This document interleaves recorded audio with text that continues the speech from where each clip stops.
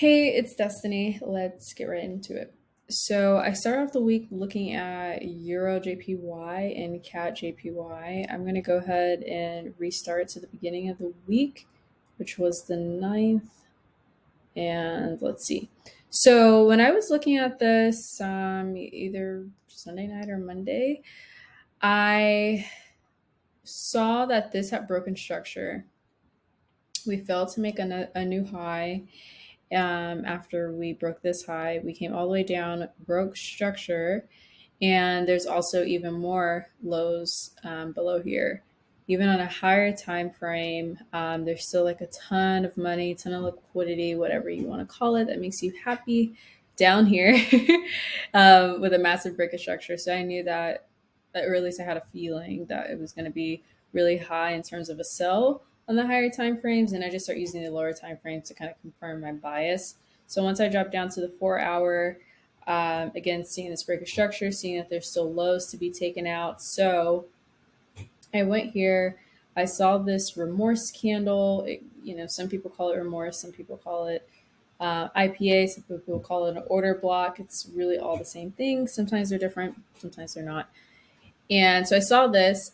When I like to play off of order blocks or remorse candles, I usually like to play off the wick and 50% of it. So I'm really not looking at this whole body of this pink candle right here. I'm really only looking at the wick of this area and then the 50% of this area. So I felt pretty confident that price was going to come there. But at the same time, I was looking at CAT JPY because these pairs are correlated. And I'm going to go ahead and replay mode this one as well. So I saw this on the daily, saw that it definitely had strong sell momentum, broke down to the 4 hour, saw these equal lows were created, and then I saw that this failed to break this high. So really clear sign that we could be going into a sell. And then we have this like huge IPA candle that I think Friday was it got filled and came into this remorse order block candle, and it came into pretty much like the wick and almost 50% of it. So cat JPY can be tricky, and I know that just from constantly seeing it for months and months. I've been trading now for 3 years. Wow, went by pretty fast. Okay, I've been trading now for 3 years, and I saw it come into here, and I thought, knowing CAT JPY, price could potentially come into this IPA imbalance area, or it could come back into this long wick. So let's scale it down to the 2 hour. So I'm looking at the 2 hour, tons of wicks, really choppy. So I then like to go into my line chart. And once I saw this on the line chart, once I saw that price had broken this, structure, and it had grabbed this liquidity, I felt very confident that I was going to continue to break this structure down. But it also needed to grab a little bit of money to continue to move price down. And so I just thought, all right, where are the banks hiding the money? Where's the safe in a way? And I saw this 2 hour doji, and I thought this is probably more than likely where the money's hiding. And they probably want to come back into this area because we have this huge like IPA candle, or almost like a wall that's protecting this money. But then also like giving us indication that this gap right here is a place where like the big money bag is. So once I got to 2 hour, honestly, like I felt really confident in this doji, and I just thought, all right, we're either gonna do this 2 hour remorse, we're either gonna do the wick or the body. There's hardly a body, so pretty much I think I did like 50% of it. If you want to get super freaking technical, it's really not that serious, but yeah, like 50% of it I highlighted in the box, and I just thought, all right, I'm gonna set a limit. I feel pretty confident in setting a limit and going to sleep. And if it did hit my stop loss, like I don't think I would be very upset about that. So I set my limit, and my target was then this order block down here, order block remorse candle down here, because in my mind I was thinking if this area is still very important, then price will probably come down here, grab some money, possibly push up, But really, ultimately, my main target goal was this daily demand all the way down here, which would have been about 1,000 pips. So going back down to the 2 hour, set my limit, and the price started to move. Let me hide this. Price started going, and then it came right into that area just how I wanted it to. Luckily, it did. And then it started rejecting off, and I was like, oh, cool, perfect. This is exactly what I want to happen. And then more than likely, price may buy back up. And so once price got to my order block area, um, I thought, okay, price may come back up here to grab some money and then go down. But I don't know. At this point, I kind of start shifting my focus to another pair, and I'll tell you what pair that is in a minute.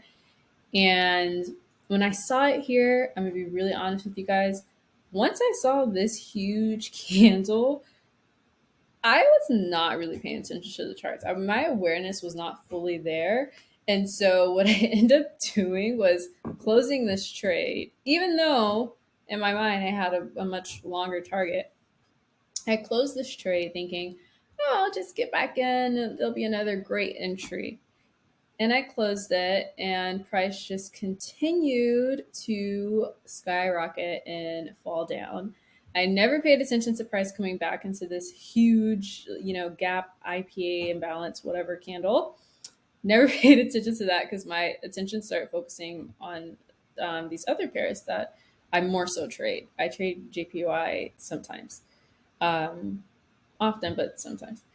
So yeah, so then price ended up falling here. So really, I only secured about like 100, about 150, 130 pips, something like that.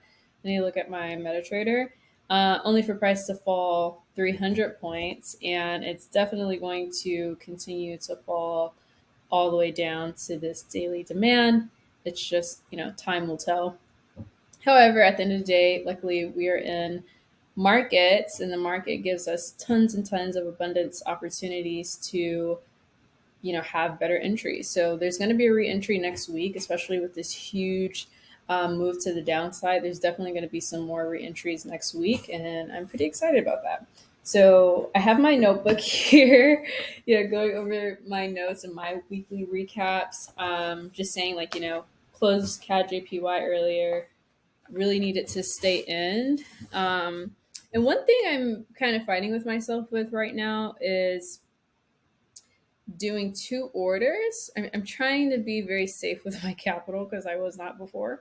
So, one thing I'm kind of going back and forth with right now is having one target or having one order for about 100 to 200 pips, and then having another order for however long I think it's going to go. So, for example, this one right here, I could have just had one order where I said, oh, hey, bam, 200 pips, and I'm good. And then I had another order that would just continuously let that run and run until it actually got to my main target, and then trailed my stop loss. So that way I was in profit. So I'm definitely going to be doing that moving forward in next week because I am more of a swing trader. I definitely don't like to be on the charts all the time. If I can spend, I don't know, 20 to 30 minutes on the chart a day, I'm pretty good at that. And then the rest of it, I'm just like back testing or studying or something like that. I'm pretty good. So doing this where I have one order, 200 pip short term order, and then another order that's more long term, I feel would be really beneficial to one, building my account, but then also, being able to catch the remainder of the move. So yeah, that was CAD JPY. I feel really confident about that. And I think next week it's probably going to slow down, and I could potentially see a new entry. It's like toward the end of the week. So that should be fun.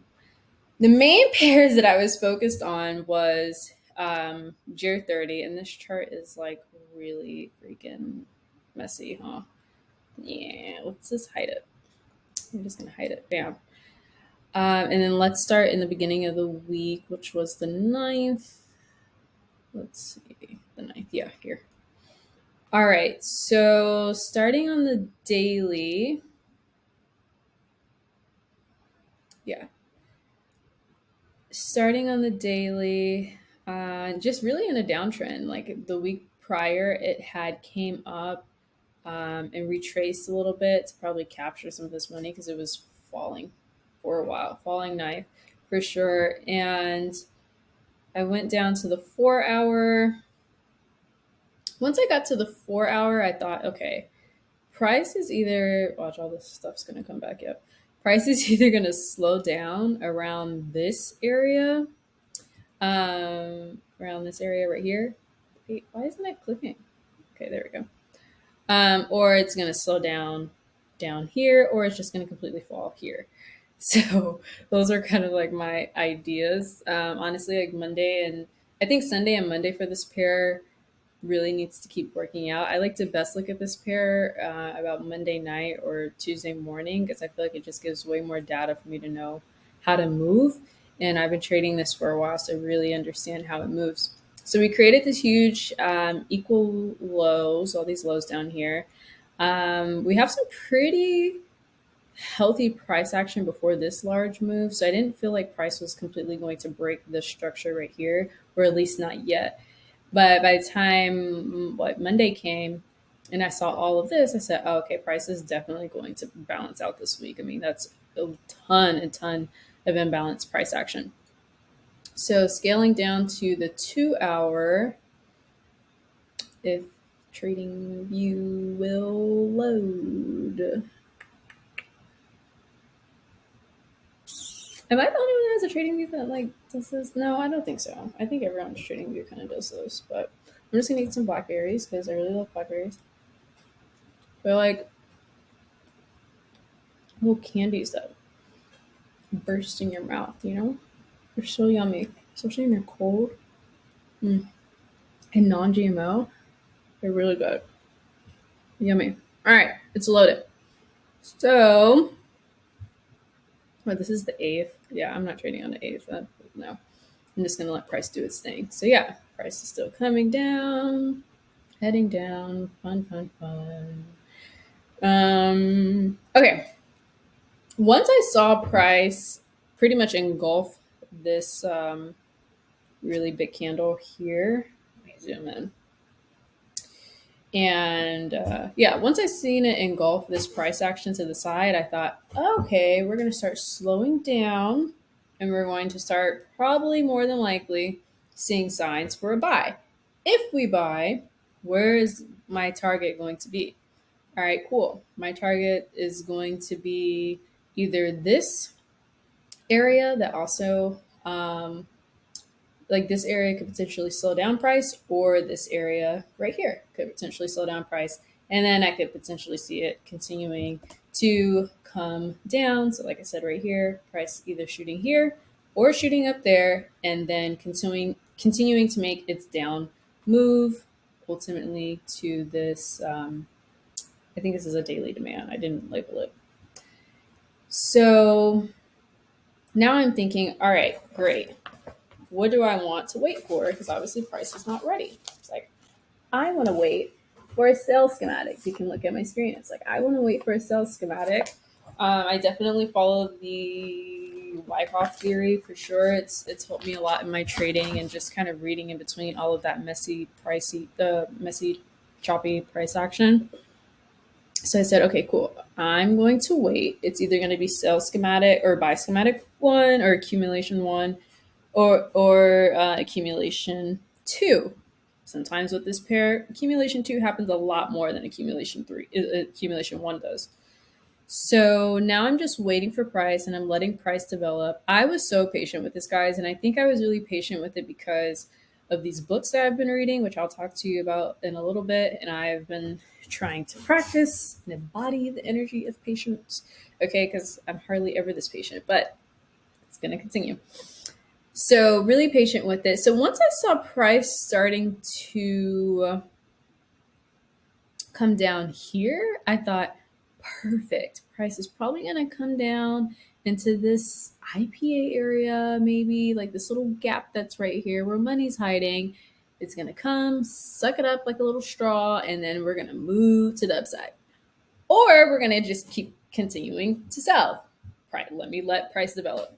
So I did because we weren't really giving like a full schematic yet. I needed a little bit more information. So I let price develop. Then I just totally rejected this, and I thought, I'm not going to let it trick me. I've also noticed with this pair that Wednesdays are a little bit better for entries.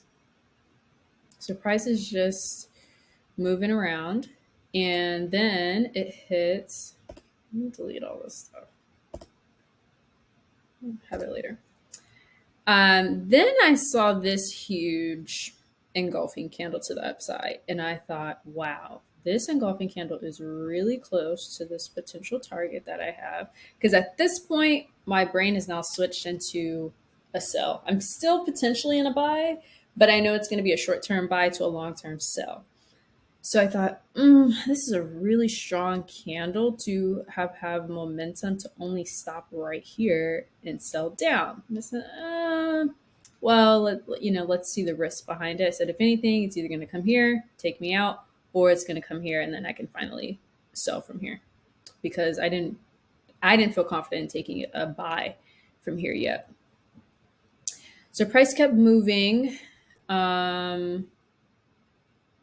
Price kept moving. By the way, I was looking at this remorse candle on a 2 hour. No, I was looking at it on a 4 hour. Yeah, on a 4 hour. I was looking at this pink candle right here. It was either going to be the wick or the body, but it's also a really small body too. So sometimes that I've noticed with indices is that when it's a small body like this, it might just go to all the way to the top. Explain later. So, anyways, I'm here, price is here, and I'm just watching it at this point. And then it came all the way up here. Now I did scale down from a 1 hour, and I started watching it on a much smaller time frame. I think the 5 and the 15 minute is a lot easier to watch it on. And I just started watching it because I think the thing with indices, I don't like to set sell limits with indices that much unless I'm really confident in it, and I didn't want to sell a sell limit with this one. I just only put an alert right here, and I said this is about the target area that I want to enter off of, and see where price does. So it was like a 46 pip stop loss. It really wasn't. It was actually a little bit smaller than that. I actually came down to where I have this line highlighted because when the alert went off, I was just watching price, and when price had came. Let's go back to the 2 hour. When price had came to this, let me make sure you guys can see this, because I need to see it. When price came to this wick of this little pink doji candle right here, I thought, all right, I want to get in for a buy, because that to me has minimized my stop loss, and has minimized my risk. So it's like I'm okay with getting in at this wick rather than down here, and I did. So I got in, and as soon as I got in, like looking at it on the 15 minute, as soon as I got in, price just started to reject. Now, once price then went and broke this structure, I said, oh yeah, baby, we are Gucci. We are good to go. Secure the bag. So I put my stop loss into profit, and I really just let price continue to ride out, and I was really happy with it. Now, one area that made me a little hesitant in a way was this area right here. I thought, there could be a chance that price comes right here into this gap on the 15 minute, comes into this gap where money's kind of hiding out, where they're, have money in the safe, take this money and then continue its up move, right? Ultimately come down here and continue its up move to this other area that I was thinking about. I said, but at the same time, there is a lot of imbalanced price action down here, and overall on the daily, on the higher time frame, price does want to ultimately come into this area, or even further come into this monthly IPA. So I felt a little bit more confident, because those were my confirmations, that this was going to break these lows right here. That price is going to break these lows right here and ultimately come here. And this would have been my first target. So back to what I was talking about, having two orders, having one order to collect about 200 to 300 pips, whatever. And then my second order being that more longer term target, which is going to that either, daily demand or monthly demand that I have right here. So scaling it back down to, let's do the 45-minute. So going back down to the 45-minute, I was really happy with this yesterday. And then price started to come up here. I wasn't phased by it. I just said, it's fine. Price is going to do what it needs to do. I feel really confident that, we're going to go down. And at the end of the day, I'm still risk-free because I put my stop into profit at that point. So then price just kept going. And I think by this point I was like going to bed. So I wasn't really that concerned about it. And I woke up and I saw that price was here. And I said, amazing. Price has now broken at least this low right here and then created more equal lows, meaning that if we're following the distribution schematic, then price is going to keep falling down. But price has been falling all day, so it does need to go and eventually retrace, grab some more money, and take it all the way down. It's like people are like robbing the bank and they have these bags of money and they're like running, and they hide it in certain places while everybody's trying to catch them. And then they go and like go get the money and like people see them and like, oh, I see you getting money, and then bam, they like start running. I hope that was a good analogy, a good little story. So yeah, when I saw price create more equal lows and I said, oh, cool, great. Now I can get in for another sell, another reentry sell that's going to be like even better risk to reward. What's going to be the best way to do that? So I took my fib and I went from the wick of this internal high and I came all the way down to this previous low, wick to wick. And I said, all right, my golden areas are about the 89 to 79%. So let's see what price does there. Also, this is a big, engulfing candle. This is another engulfing candle. So price has two areas to stop. It's either going to stop in this little engulfing candle pair or it's going to stop in this engulfing candle pair. I don't know. I have to watch and see, especially because it's an indice. So I'm trying to preserve capital and use capital in the smartest way possible. So price was going, it was like in the doctor's office at this point. Like in my doctor's office, like, oh my God, price is moving to the upside so quickly. And this is actually this morning. Like, oh my God, price is moving like very quickly, very strong. And I said, wait a minute. If price is moving very quickly, it's not going to last. And if it's not going to last, that means it's going to rebalance very beautifully. So I had a limit set in this area here. So I actually had two limits. Let me be honest with you. I had a limit that was set here, and I had another limit that was set here. Oh, look, I even have a little line right here. I have another limit that was set here. So when this limit went off, I did enter into a sell. Entered in a sell on the DAX and entered on a sell for Euro stocks, which I'll explain to you in a second. And I actually put my stop loss right here, which was fairly a large amount. It was about a 50 pip stop loss. But I was okay with that. I was okay with that. And that's the thing. You have to just be mentally okay with that. Are you mentally okay with losing $50? Or is your whole day going to change? Are you going to be like a little more aggravated than you normally are? So I was okay with that. It was totally fine to me because one, my first TP was my first entry was in profit, and I was in profit like 50 pips. So it would have just been break even. So it was okay. I knew I wasn't really losing anything. So I felt better about taking it. So I took it and price came a little bit higher than I expected. And I was watching it while I was sitting on the bed and they were massaging my back. And I was like, oh my God, I still think it's going to sell. So just hold it. And I held and I held. And now we're here. Oh, look at that candle. Yeah, now we're here.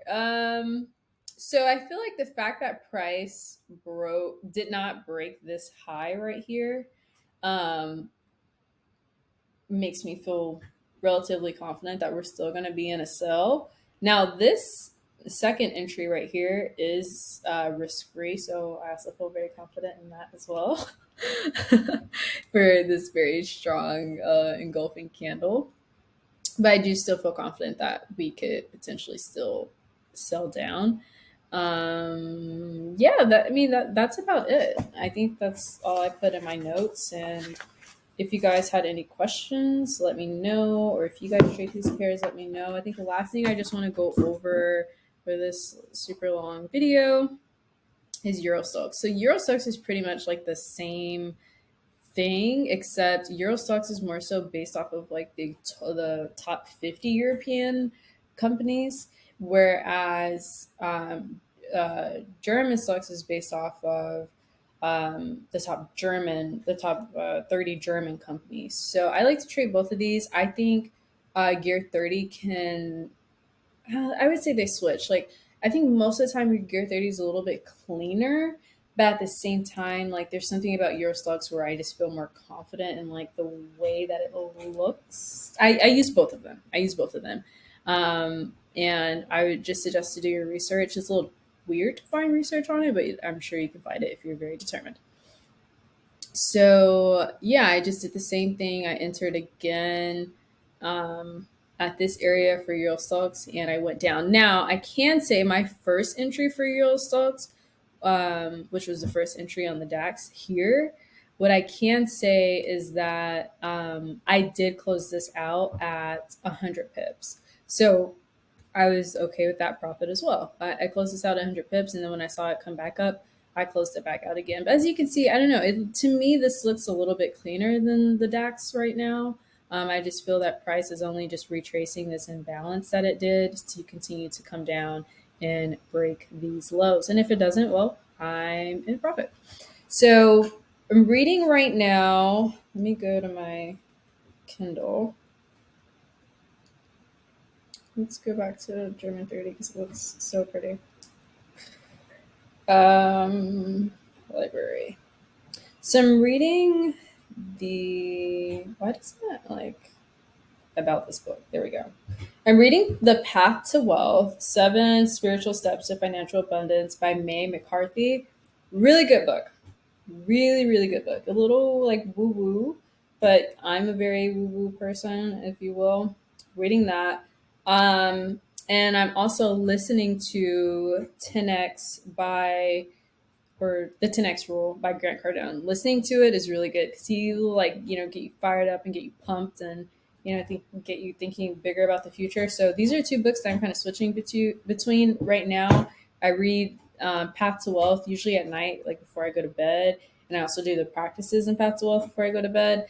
And I listen to the audio in the morning when I wake up and I'm like, starting my day. So those are always really good. And then in between that, I'm also doing like hypnosis work. And I wouldn't necessarily say like meditation, but like hypnosis or like journaling. And it's been really good. It's been really good. I feel like I had a good trading week and I will continue to have good trading weeks. And I'm excited to share more about my journey with you guys. So I will see you next time.